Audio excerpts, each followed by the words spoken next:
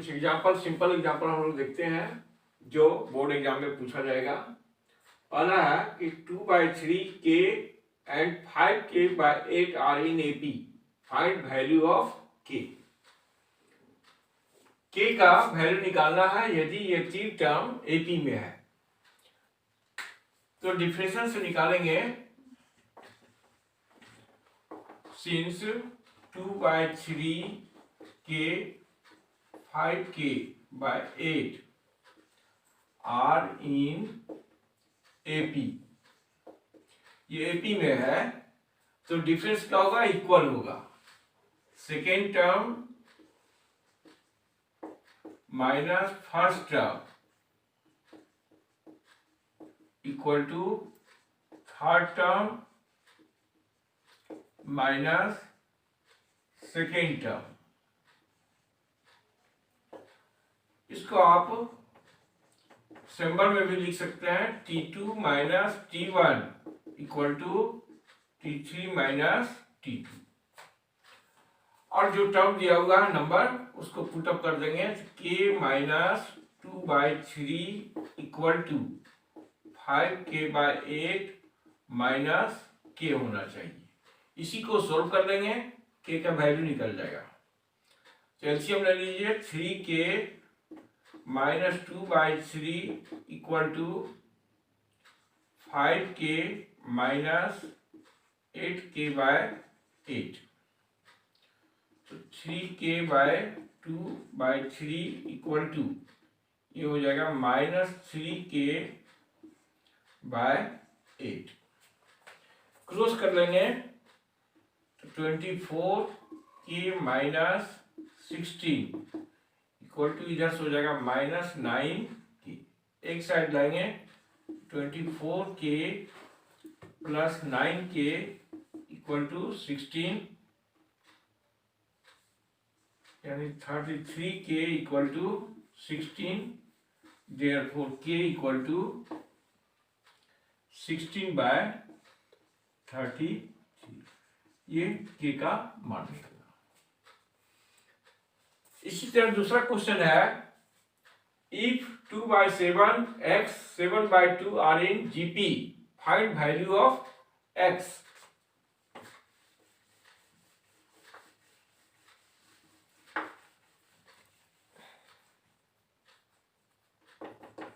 Given 2/7 x 7/2 are in GP। जब GP दिया रहे तो हम लोग रेशियो लेके आगे बढ़ेंगे और एपी में रहे तो डिफरेंस लेके आगे बढ़ेंगे। ये तीन टर्म जो है 2/7 x 7/2 आर इन जीपी, ये जीपी में तब होगा जब रेशियो इक्वल होगा, T2/T1 equal to T3/T2। Second term upon first term equal to third term upon second term. अब ये जो नंबर है उसको पुटअप कर लेंगे, x/2/7 equal to 7/2/x।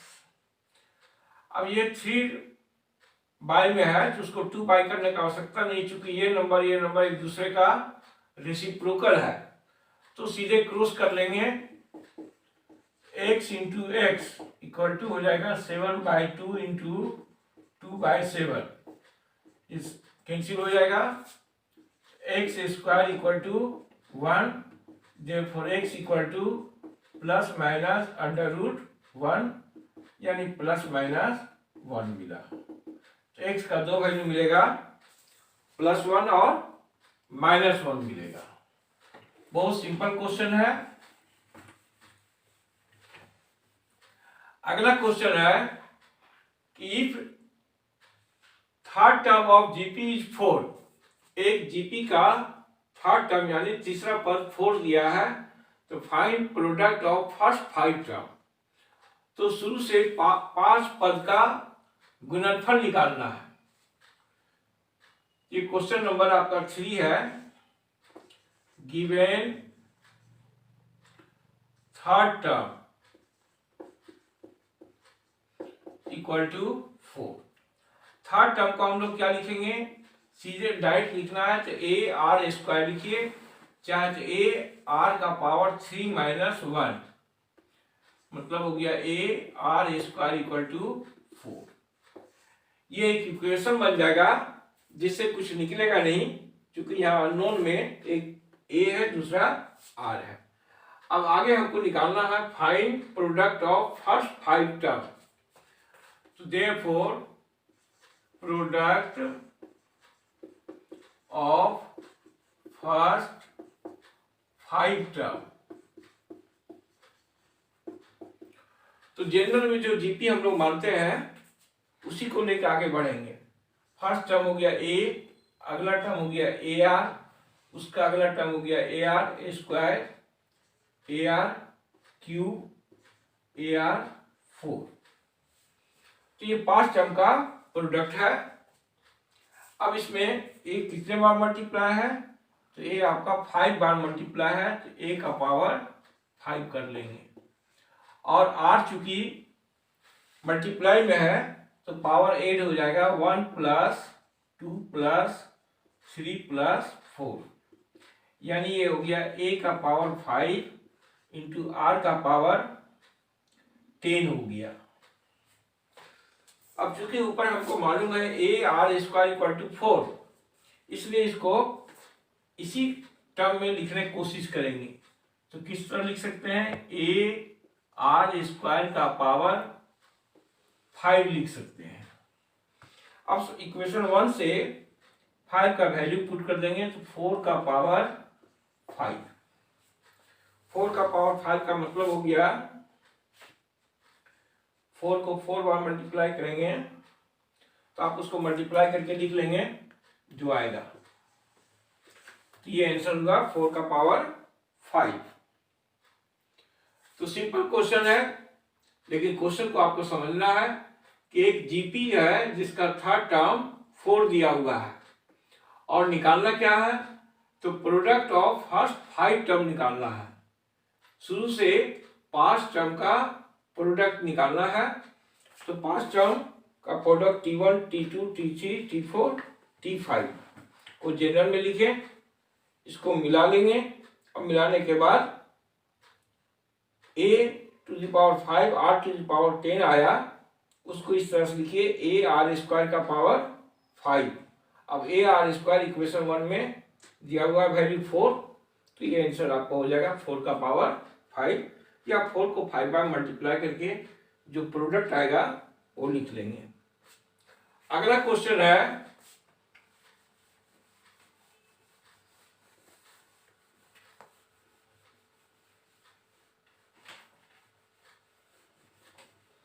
fifth term of GP is 729। एक जीपी दिया हुआ है √3 3 3√3 is in जीपी। इस जीपी का आपका फर्स्ट टर्म है √3, कॉमन रेशियो निकाल लेंगे T2 बाय T1, 3 बाय √3। अब इसको सोल्व करने के लिए किसी भी नंबर को अगर रूट में लिखना हो तो उसको 2 बार लिखा जाता है। तो 3 को आप लिखेंगे √3 इंटू √3 बाय √3, एक √3 कैंसिल हो जाएगा, ये आपको मिला √3। अब 729 कौन सा टर्म है, तो उसको सपोज कर लेंगे nth term, let nth term equal to 729। अब nth टर्म का फॉर्मूला लिखिए लेफ्ट साइड में, a r का power n minus 1 equal to 729। a और r का वैल्यू पुटअप करेंगे, a है √3 और r भी आपका है √3 का पावर n माइनस 1, ये है 729। इसको 3 में ब्रेक कीजिए तो 3 कितना बार आएगा,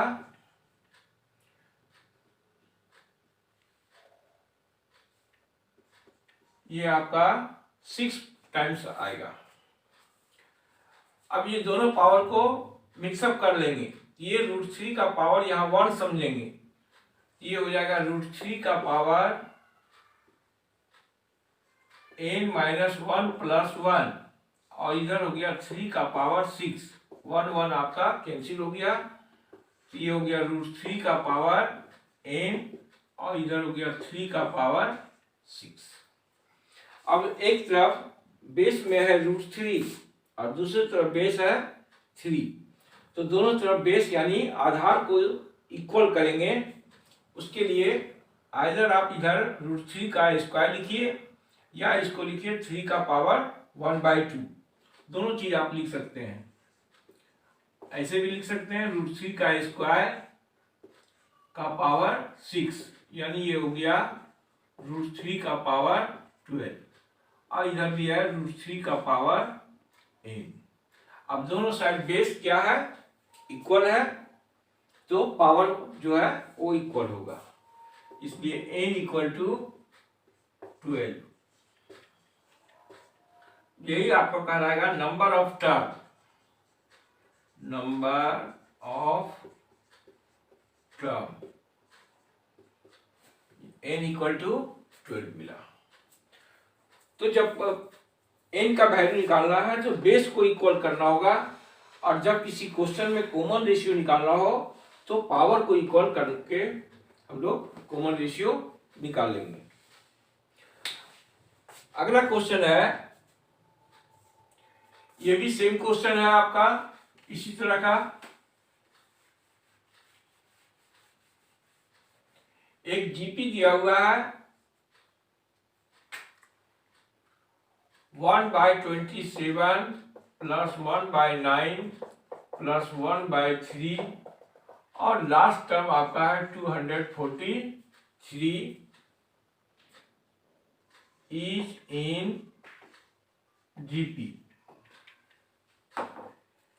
तो क्वेश्चन है कि फाइंड नंबर ऑफ टर्म, कितना नंबर ऑफ टर्म इस जीपी में है।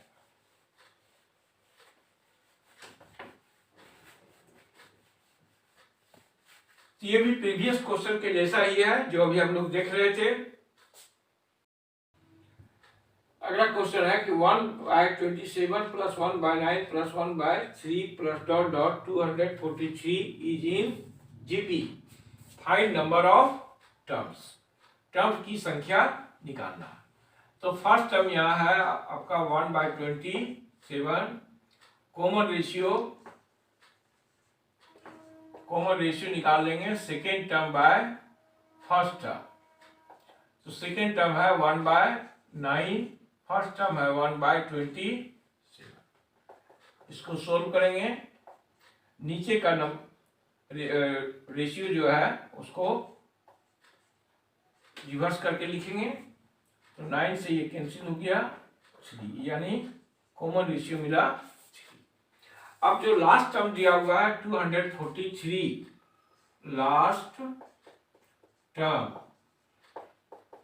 243, इसी को सपोज कर लेंगे nth टर्म, nth टर्म 243। आप उसको tn करके भी लिख सकते हैं। nth टर्म का फॉर्मूला a × r का पावर n-1, ये है 243। अब a आपका है 1/27, r है 3 का पावर n-1 और ये है 243। तो 27 3 का पावर 3 कहलाएगा, ये 3 का पावर 3 हो गया, 3 का पावर n-1 और 243 को हम लोग लिख सकते हैं 3 का पावर 5। अब दोनों तरफ बेस को इक्वल करेंगे, तो ये 3 का पावर 3 जो है आप उसको इस साइड भी ले सकते हैं या n के साथ भी मिला सकते हैं। तो किसी भी तरह से आप इसको आगे बढ़ाएंगे, 3 का पावर 5 × 3 का पावर 3, हमने उसको राइट साइड ले गया। अब ये आगे 3 का पावर n-1 और ये पावर ऐड कर देंगे ये हो जाएगा 3 का power 8। Therefore n-1 equal to 8, because यहाँ आप लिख सकते हैं bases are equal, bases are equal, दोनों तरफ बेस क्या है, इक्वल है, इसलिए पावर को इक्वल माना जाएगा और एन ये कराएगा 9, यानी नंबर ऑफ टर्म कितना मिला आपको, 9 मिला। ये जो एपी बताया गया 1/27, 1/9, 1/3 डॉट डॉट 243, इस जीपी में 243 जो है वो 9th टर्म कहलाएगा। अगला क्वेश्चन है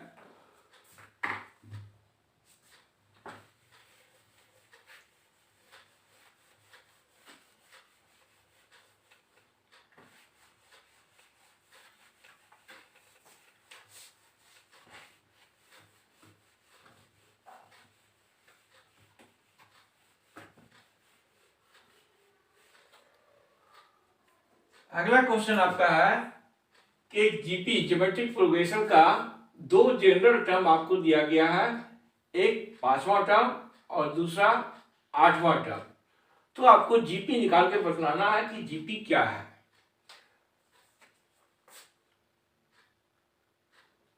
गिवन फिफ्थ टर्म, ये फिफ्थ टर्म आपको दिया गया है 80, तो फिफ्थ टर्म का फॉर्मूला लिखेंगे, ए सीधे लिखना है तो एक पावर कम कर देंगे, यानी 5वां टर्म है तो पावर यहाँ एक कम करके 4 लिख सकते हैं,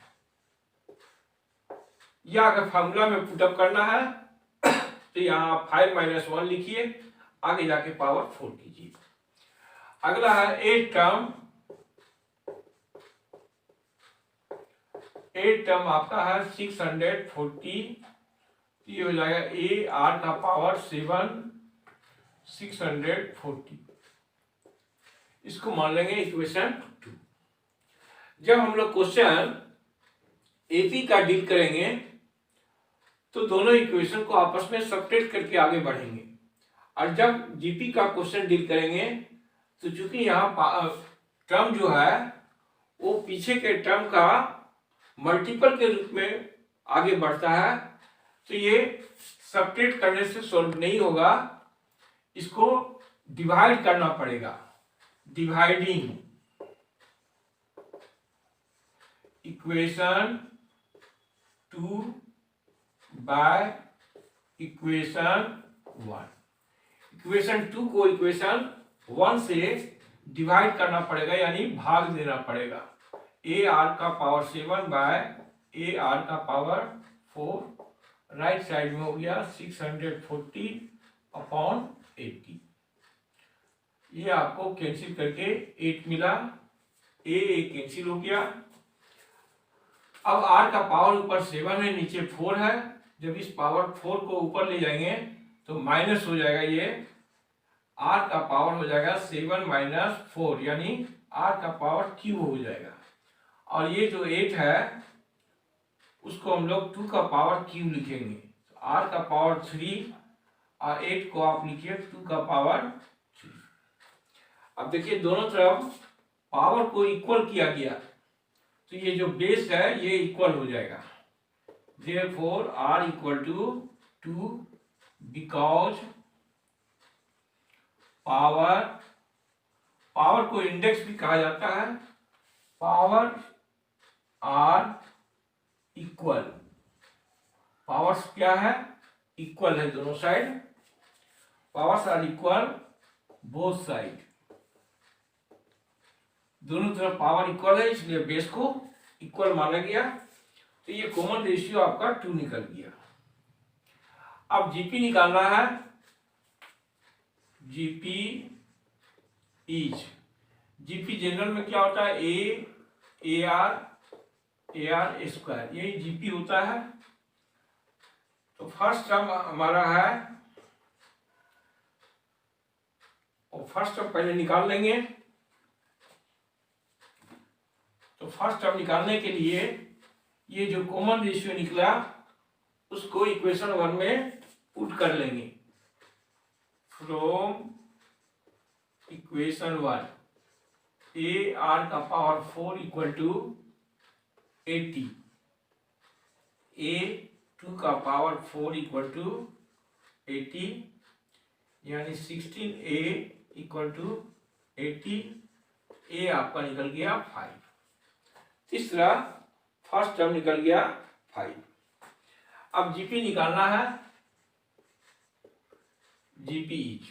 तो फर्स्ट टर्म आया 5, दूसरा कॉमन रेशियो 2 है, तो आप डायरेक्ट लिख सकते हैं 5 टू द 10। अब ये 10 को 2 से मल्टीप्लाई कर देंगे, 10 टू द 20, फिर 20 को 2 से मल्टीप्लाई कर लेंगे, तो ये डायरेक्ट लिख सकते हैं 5, 10, 20, 40 आर इन जीपी। तो जीपी पता चल गया। अगर इसी क्वेश्चन में आपको कहा जाए कि आप 10 टर्म निकाल के दिखाएं, 10 टर्म क्या होगा, तो 10 टर्म का फॉर्मूला पुटअप कर देंगे और जो वैल्यू आएगा वो आपका आंसर कहलाएगा। तो ये सब सिंपल क्वेश्चन है जो ऑब्जेक्टिव क्वेश्चन में पूछा जाएगा।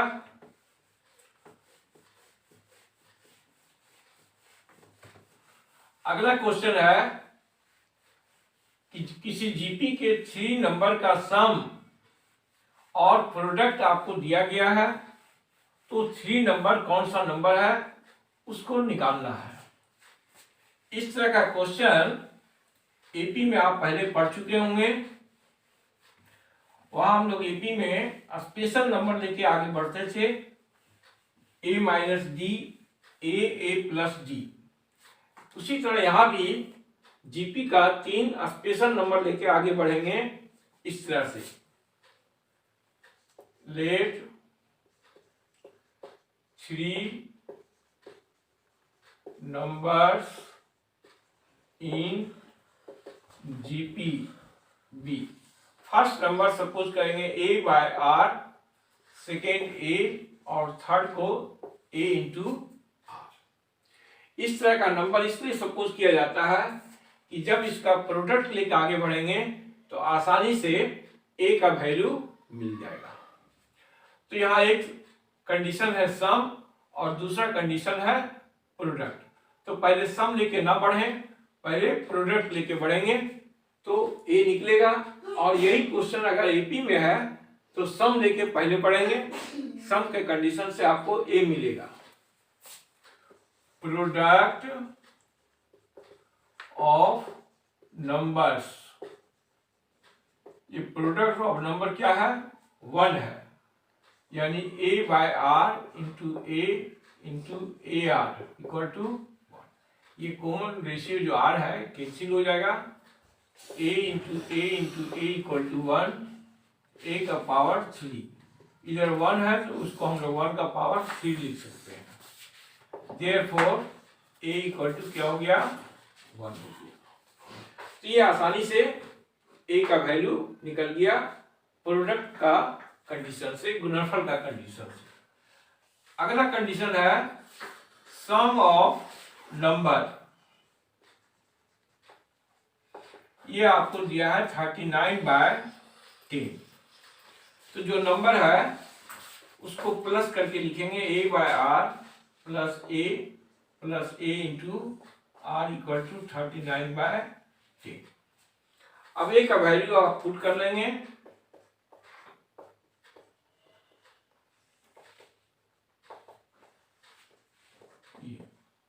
इसको आगे बढ़ाएंगे तो ये आपको क्वाड्रेटिक इक्वेशन के फॉर्म में आएगा 1 प्लस